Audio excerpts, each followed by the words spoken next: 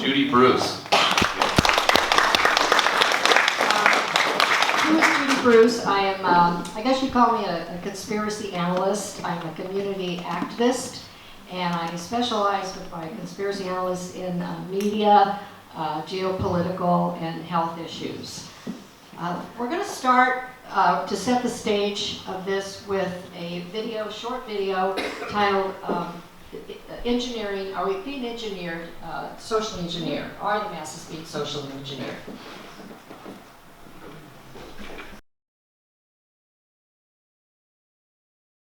A top secret technical manual was found in a IBM copier, a surplus copier by a Boeing employee for scrap parts. And what he discovered was a plan to control the masses through manipulation of the industry of entertainment, education, and political leanings. It called for a divide and conquer strategy, like you saw up on the screen, pitting brother against brother, to keep the distraction, the diversion away from what was really going on. In 1954, this report said that the populace was too stupid, no better than animals. Therefore, they believed that it best to transfer the wealth from the worthy, responsible few from the irresponsible many. The solution was to create and apply sophisticated and silent weapons. The objective was a predictable and manipulative economy. Their method was to shoot situations instead of bullets. They knew that the public could not comprehend that this kind of weapon was being used against them, that they were being attacked and subdued. It was to be applied gradually, like the frog in the boiling pot, and so people would tolerate it, slowly adjust, and finally the pressure would build and they would crack. The result was to control the public by keeping them ignorant, busy on one hand, and no time to think, and so that they would be distracted from the matters of real concern. They were to achieve this by diversion. One way was low-quality education. There was to be no real no real math, law, or history, engaging our emotions with a barrage of sex, violence, and wars in the media, and educate and keep entertainment below a 6th grade level. They're going to rewrite history and law to manipulate our thinking away from our personal needs towards their fabricated narratives. They're going to create the problems and come in as our savior with the solutions. Their conclusion is they are going to manufacture our consent as to primary victory. And by using the silent weapon system, they're going to collect data obtained from a docile public by legal but not always lawful force. Great quote by Mark Twain. It is easier to fool people than to convince them that they have been fooled. So are we being fooled? Well, do you ever wonder why the mainstream media never reports the true facts about the JFK murder? Has the media been in bed with the CIA? Well, in the early 1950s, the CIA launched a propaganda program using the US media called Operation Mockingbird. It has been the most important and devastating intel project of all time. Most people have never even heard of it. And without the work of Senator Frank Church in the church committees in the 70s, he exposed this operation. And that's why the media has got away with suppressing the truth about the JFK assassination.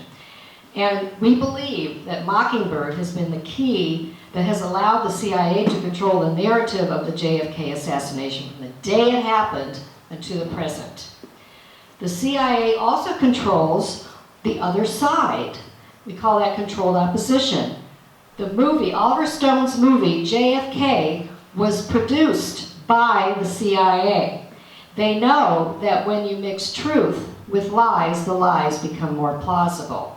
So the CIA's mandate to the press is, you write what we are told, we could not control the people without you. So, how are they, could the reason that we are told less than 5% of the truth be because of Mockingbird? William Casey, CIA director, 1981 to 1987, in a staff meeting said, "We will know our disinformation campaign is working when everything the American people believe is false." George Orwell says, "The one who dominates the language dominates the world."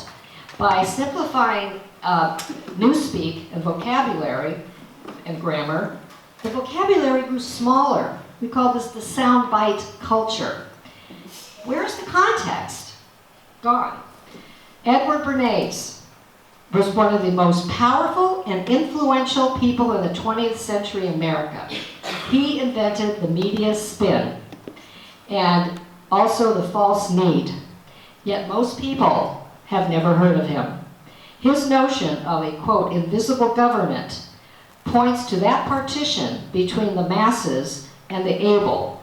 And by 1928, it was clear to him that the gifted must be able to manipulate the masses' desires by means of propaganda. He's known as the father of propaganda, by the way. How does the media practice this deceit? Well, are they packaging news as infotainment, political propaganda, fear-mongering, and rapidly cut video clips? Are they making us think that they're protecting us by waging this war on terror, when it's probably a war of terror? Are there men that we have never heard of who are molding our minds, our tastes are formed, and our ideas suggested? Is it they who are pulling the wires that are controlling the public mind? Are they engineering our consent so that the public opinion is swayed according to the elite's agenda without us even knowing about it? And what about groupthink, logical fallacy? Hey, if everyone believes it, it's got to be true, right? Well, unfortunately, regardless whether it's true or not, groupthink is so powerful that it actually trumps reality. And groupthink is a method that the engineers, these social engineers, use to propagandize persuasion. Another method is controlled opposition, and they know that the best way to beat the opposition is to control both sides of the argument. So if anyone defies groupthink, they are labeled a conspiracy theorist. That is nothing more than a derogatory title to dismiss critical thinking. So, are they weaponizing the term conspiracy theory? Is this used to shut down debate on major historical events that involve the U.S. government behind the scenes, like the JFK assassination and the 9/11 attacks? Do they have intelligence strategies to undermine anybody who has legitimate criticisms? Well, censorship is being used to control the press, and could that be the result of this merger between the CIA and the DIA, the CDC, the FCC, the FDA, and so forth? Are they infiltrating the critical thinking community by sowing division within that community, like trying to derail the 9/11 truth movement? Could they be weaponizing conspiracy theory as a way to make people distrust their own critical faculties for perfectly legitimate suspicions? Well, in 1967, the CIA sent all their station chiefs a memo, 1035/960. That memo said that they were to solve the problem of this increasing mass skepticism of the Warren Commission's theory of a lone gunman, to defame the most prominent critics who were becoming very widely read. They were asking perfectly legitimate questions, and so to deal with these conspiracy theorists, quote, they were even giving them talking points to make them seem insane. Prior to this release, that term was rarely used. But in 1967, consistently up to the present, it is being used to laugh off any criticisms of high crimes by the US government. It is a dramatic shift from a rare use of that term to an obsessive use, to the point where people think there's something wrong with you if you doubt the official story. It has been the most successful propaganda drive in American history. It not only discredits type of inquiry, but it discredits across the board any attempt to question any questions about any official story. It has a prophylactic intent. The mind cannot be inseminated with heretical thought, and the mind is completely impenetrable by any inconvenient information. So, another way is perhaps media monopolies? Well, how could 200 journalists report exactly the same thing with no evidence? 90% of news media is controlled by 5 corporations. And how can anyone trust corporate media owned by special interests? Are they appendages to the deep state to set narrow agendas and censor by omission, disinformation, and just pump out lies? Is the media a gatekeeper for big corporations and government? Immediately after World War II, 3 out of 4 US newspapers were owned by independent. Then 1983, 90% were controlled by 50 corporations. Now, 90% of what most 5 conglomerates control 90% of what most Americans read, think, and listen to. Zbigniew Brzezinski said in 1972, "Shortly, the public will be unable to reason or think for themselves. They'll only be able to parrot the information they've been given from the previous night's news." End quote. And why must everybody be aware of what astroturfing is?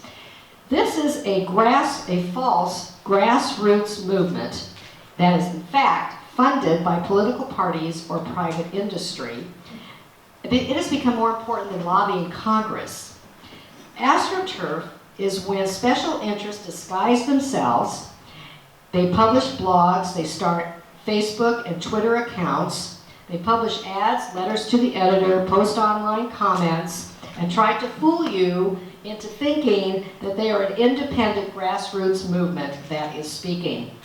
So when you combine these media monopolies and these grassroots schemes, they're hiding the true identity. And the end result, do you think, might be fictitious reality? So a very powerful division, as they talk about in this video, is, are we in fact being divided and conquered? And especially with this illusion of choice between this left and right. How can there be a difference between the left and the right when both advocate a world government? How do they fool us? Are they just changing the rhetoric? Aren't they just puppets? They're all actors. When you think about it, they're here today, gone tomorrow.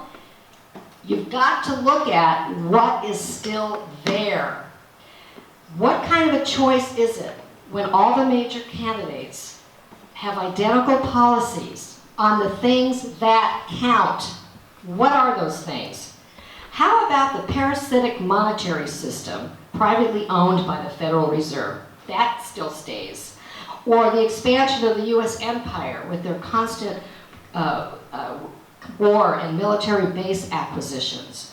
Or this crony capitalism where they reward corporations at the expense of the ordinary people. That never changes. Why don't they both question this fake war on terror? And what about the suppression of citizens' rights with mandatory vaccinations of uncertain safety, unhealthy food and water, and militarized law enforcement? And oh, by the way, they both advocate 5G. That's a whole other subject.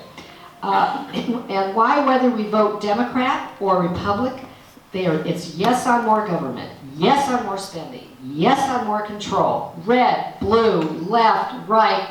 It's all bread and circus because the public is manipulated with distractions and handouts. So how sad is it that we get distracted? Because isn't the battle not between left and right, but it's between us and them? So why is it no matter who is president, doesn't the secret government always get in? Isn't the real choice the power to have a say in the direction of a society? So also, does social media play a part in this smoke and mirrors? Well, a very telling testimony is from a Facebook whistleblower. Mark Zuckerberg, quote, "Mark Zuckerberg and all of us who were there from the beginning are lying to you and using your personal information as a government-controlled experiment in brainwashing and mind control. It is basically a weaponized system of the military, CIA especially, that got out of control." It started with a program called LifeLog. It was a CIA program. "At this point, Mark Zuckerberg has lost control of the company that he never really owned or operated. Truly anyone who has ever worked with Mark knows that his mind is a blank and that he is nothing more than a parrot for the government's handlers who created him." So what we're going to do now is we're going to look at a video, and it's called "The Deep State Explained in 5 Minutes."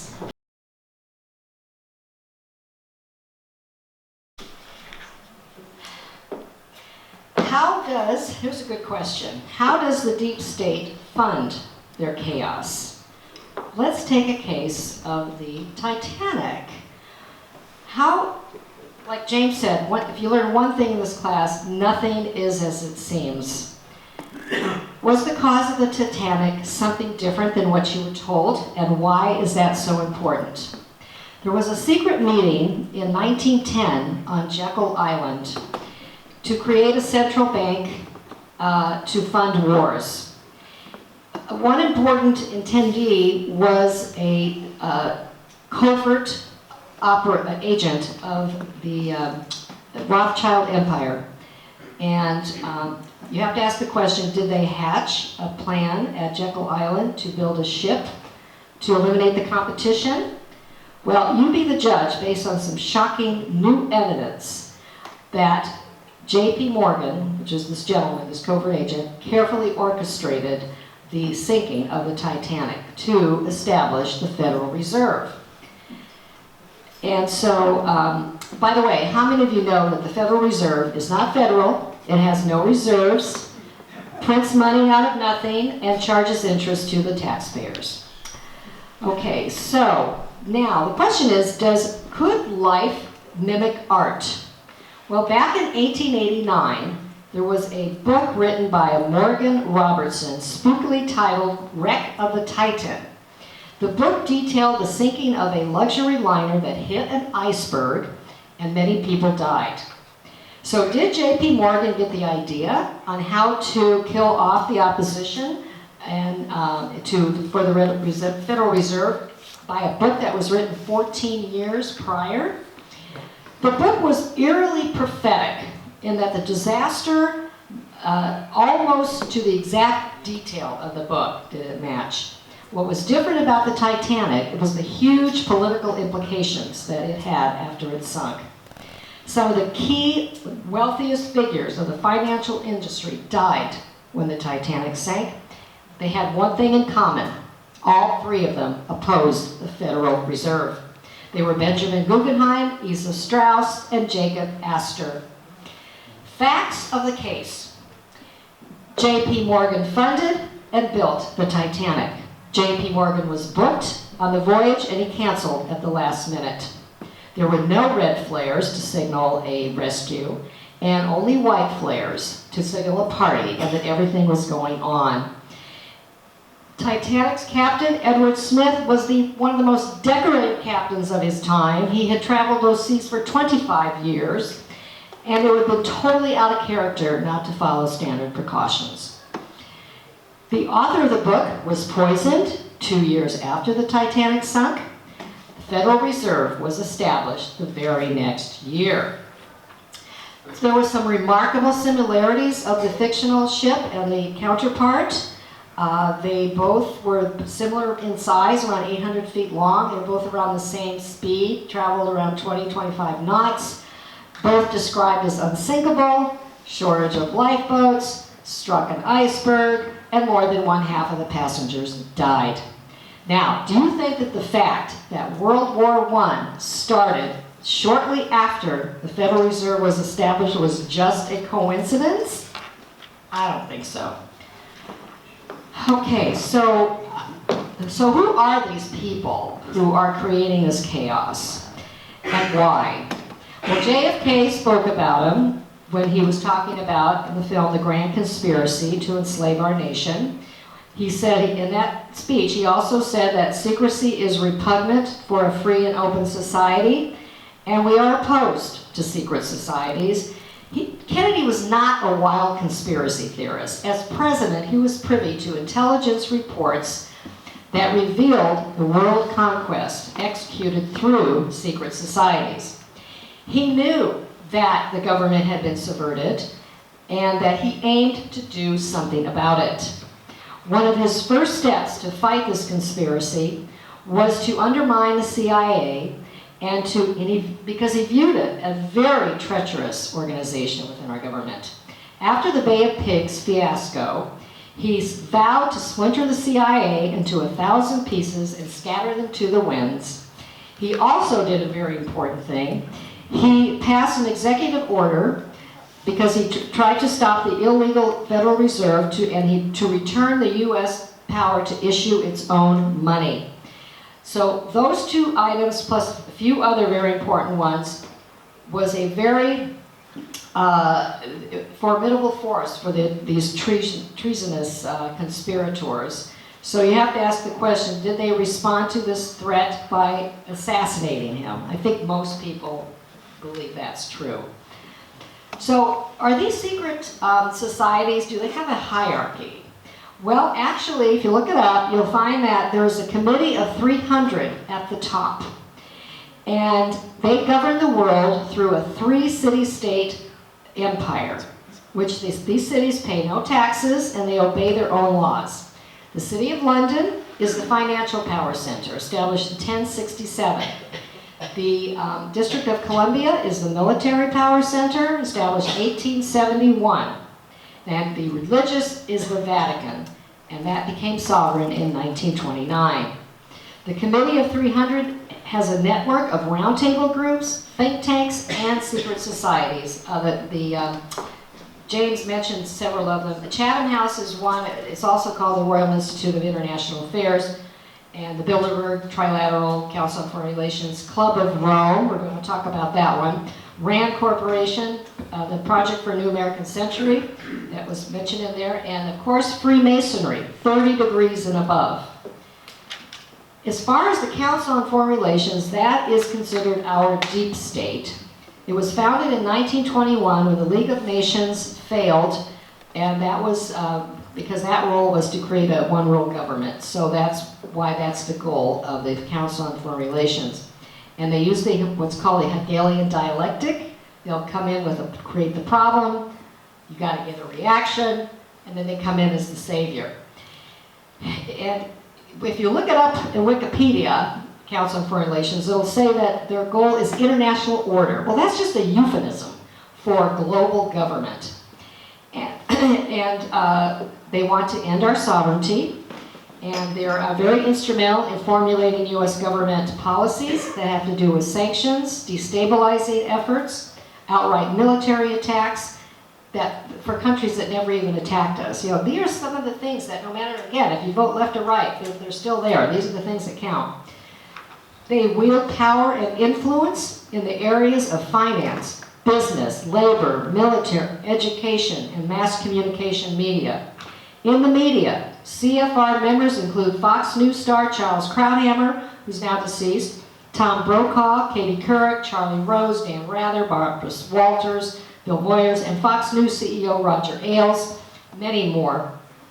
Its, quote, experts write scholarly pieces that are used for decision-making.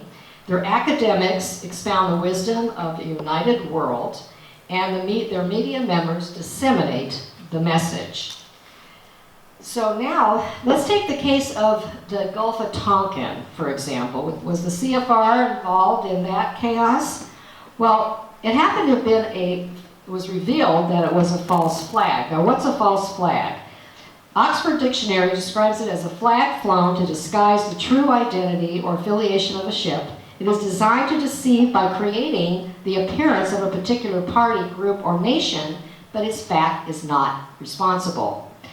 The Gulf of Tonkin was a classic and the most notorious false flag in American history. It resulted in the deaths of millions, and declassified documents revealed that the North Vietnamese did not attack the U.S. on August 4th, 1964.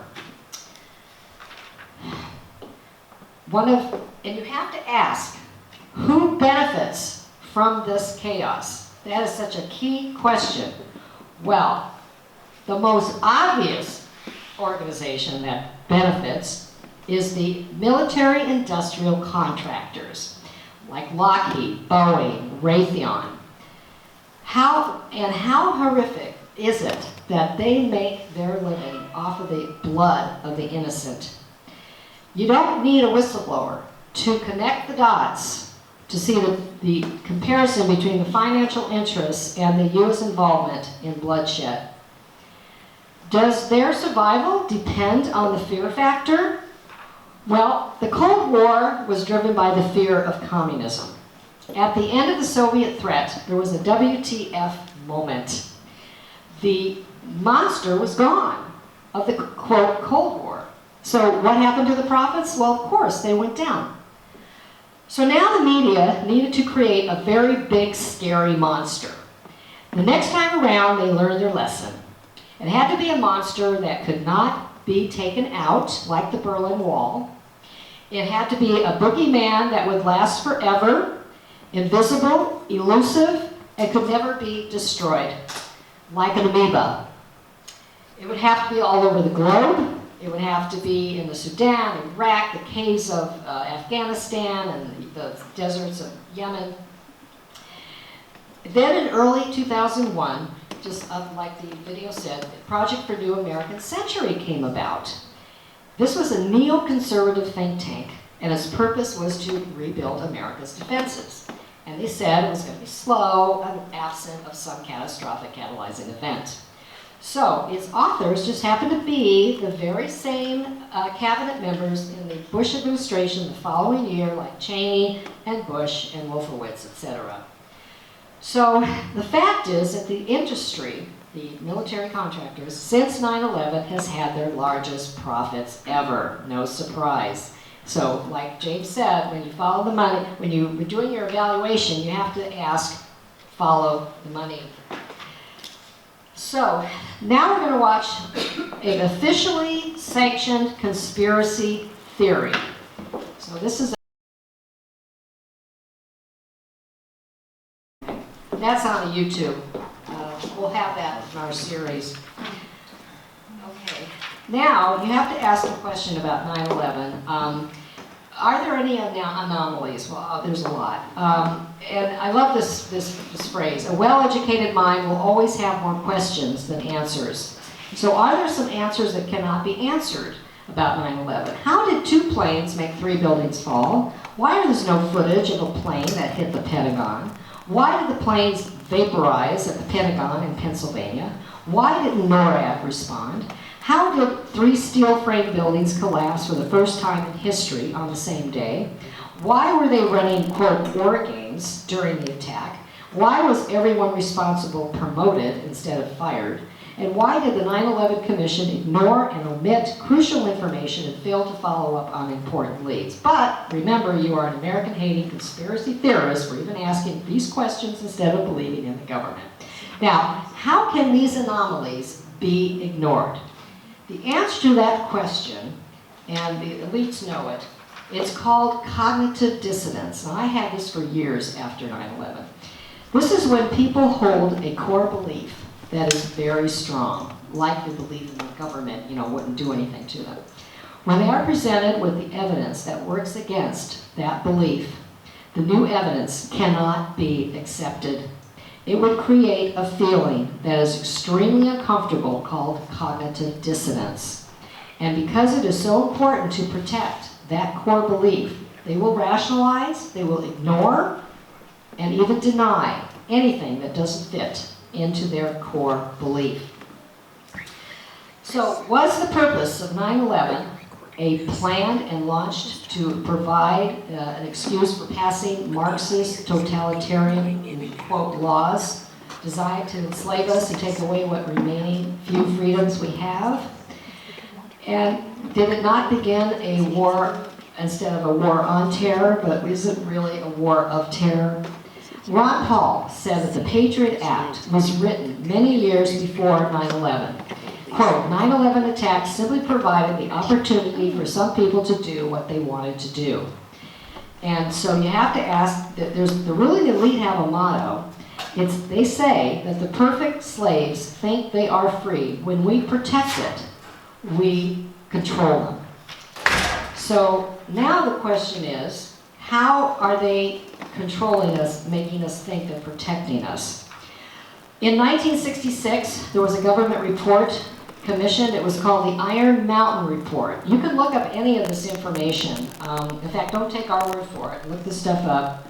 And it was how to circumvent the Constitution. The heart of the report was that war was absolutely necessary and economically a necessary waste. It creates an artificial demand. It is the glue that holds the nation together and rallies the people to make sacrifices. It said that if we go into an era of peace, a substitute had to be created in order to control the people and give government a legitimacy. It had to be a universal threat of equal magnitude of a world war. It had to involve the immediate loss of lifestyles, and it must be credible. It must be accepted by the vast majority of the people around the world. And they said that it is more probable that this threat is going to have to be invented. They said, this is in the report, that gross pollution of the environment can eventually replace the possibility of mass extinction by nuclear weapons as the principal threat to the survival of the species. And to do that, they are going to have to invent that threat to the point of poisoning the water, the food, and the air. They said that environmental disasters constitute a threat that can only be dealt with through a social system on a global scale that offers a solution. 2 years later, and it said that global warming, quote, isn't happening fast enough, so the wars must continue. And 2 years later, in 1968, the Club of Rome was established to implement the, quote, global warming, apparently a scam.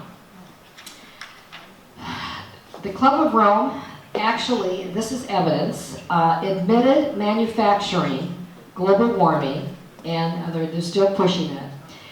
The Club of Rome consists of 75 prominent industrialists, economists, and scientists from 25 nations. The report, titled 2052, A Global Forecast for the Next 40 Years, says that they warn that man-made climate change could eventually kill off human entirely. And you have to ask why the mainstream media never points out that the Club of Rome admittedly manufactured the, quote, idea of man-made global warming back in 1990. On page 75 of their 1990 publication entitled The First Global Revolution, the organization outlined how they would manufacture ecological scares in order to manipulate the public into accepting the imposition of a dictatorial world government run by them. Quote, in searching for a common enemy against whom we can unite, we came up with the idea that pollution, the threat of global warming, water shortages, famine, and the like would fit the bill. All these dangers are caused by human intervention. The real enemy then is humanity itself. So what is this global system, or this social system on a global scale that offers a solution? There is a report called the UN 2030 Agenda Blueprint for Globalist Government. It has 17 goals, and they use euphemisms, and we don't have time to go over all of them. I'll do a key, but it requires translating their euphemisms. Okay, end poverty. That means food stamps and welfare dependence. And hunger. That means invading the entire planet with genetically modified organisms with false claim of, quote, increased output. Ensure healthy lives. They're going to mandate 100 plus vaccines for all adults and children, threatening parents with arrest and meaning forced vaccinations. Ensure quality education. No, they're going to push false history, a dumbed-down education called Common Core. They're going to make obedient workers rather than independent thinkers, and it's called mass indoctrination. Ensure availability of water. No, they're going to allow powerful corporations to seize control of the world's water supplies, and then they are going to water ration. Ensure access to affordable energy for all. They're going to, in fact, penalize coal, gas, and oil while pushing the doomed-to-fail, quote, green energy under the smart grid surveillance. And this is where 5G comes in. That's going to help with that. Promote economic growth, translates into regulating small businesses out of existence and bankrupt entire sectors so that there'll be no property rights. And then they're going to make cities and human settlements sustainable. No, that means they're going to stop moving the population into closely surveilled stacking packs. Prison-like cities are called smart cities, clearing us out of the rural areas. And closing here, they're going to take urgent action to combat climate change. What that means is they're going to set energy consumption quotas that start punishing people for anyone who exceeds the energy usage limit. That's called energy rationing. And so they're going to control wildlife, control resources, perpetual war. Goal 17 is a one world government. I'm just going to show you a biodiversity map. This is a UN this is their plan. Can anybody see the blue areas? Okay. You'll see it's mostly red and yellow. Those are areas that are off limits to humans and are highly restricted areas. So that is what enslavement of the planet looks like in 2030.